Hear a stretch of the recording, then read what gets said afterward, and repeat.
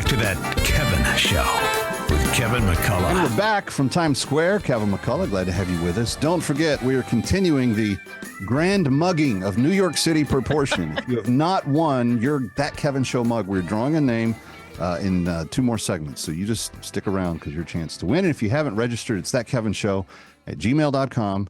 Send it in. We're giving a mug away every week for the rest of this year. So join us. My special guests are Katie Gorka and Jen Horn. Jen, of course, a talk radio legend, not just a daughter of a legend, but she herself is a legend, ranking in the Heavy 100 the last couple of years, and also manning the morning show duties for Salem's KRLA in Los Angeles. And Katie Gorka, longtime advocacy, policy advocate for conservatism, for national security issues, for common sense in so many different ways. And together they host the Happy Women podcast, which is now available. What's the happiest story that you have covered in the years that you have been doing? Because this started as a segment on your show, Jen, and now it's turned into this, blossomed into this full thing. But what's the happiest story that the Happiest Women podcast has covered in each of your opinions? Let's start with you, Katie.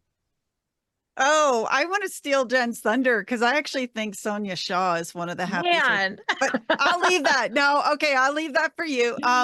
I think one of the happiest stories has actually been Moms for Liberty. I'd love to mention that one because I happened to meet Tiffany and Tina, like, I think in the first weeks that they came together when I was at the Heritage Foundation. I think I did one of the very first events that they did with them, and I have watched them grow.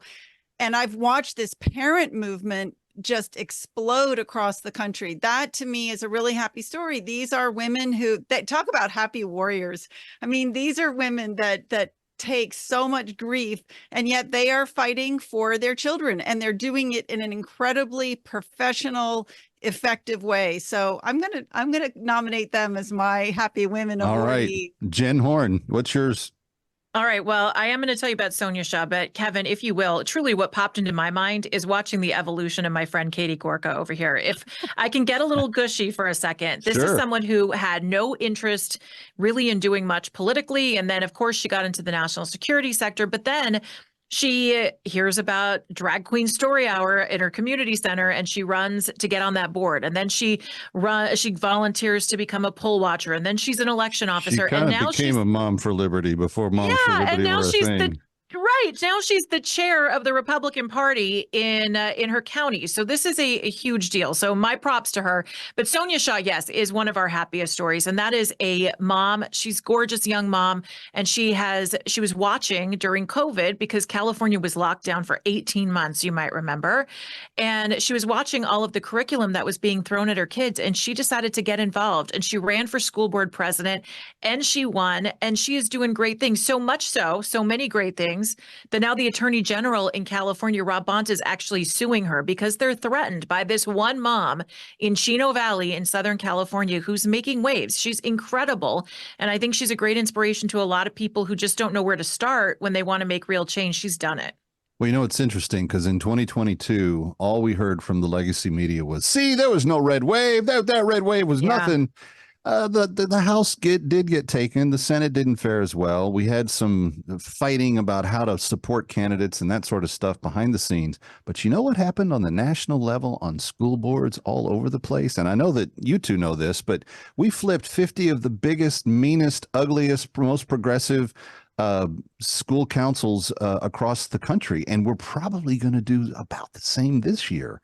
This is going to be a big, big deal. And it's those Moms for Liberty, Katie, that you were talking about that have been vital in that and have been speaking up.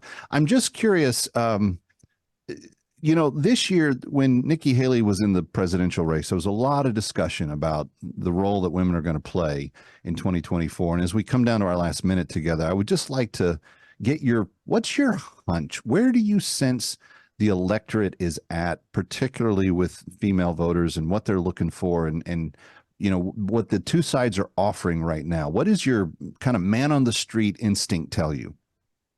Well, I'll say word. I do think the Democrats are going to absolutely push abortion to the top of the agenda. But I think, and a lot of people will go for that. But I think there are more people who see the insanity of the radical left, and they're saying no.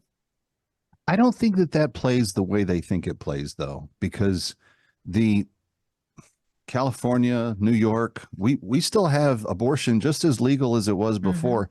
And they just don't wake up every day going, oh, yeah, I'm really worried about getting my abortion.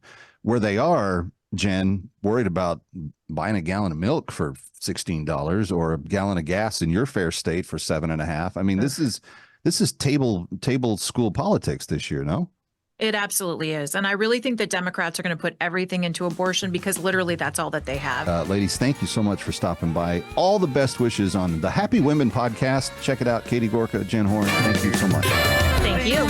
Stick around for more of That Kevin. Next, That Kevin Show with Kevin McCullough.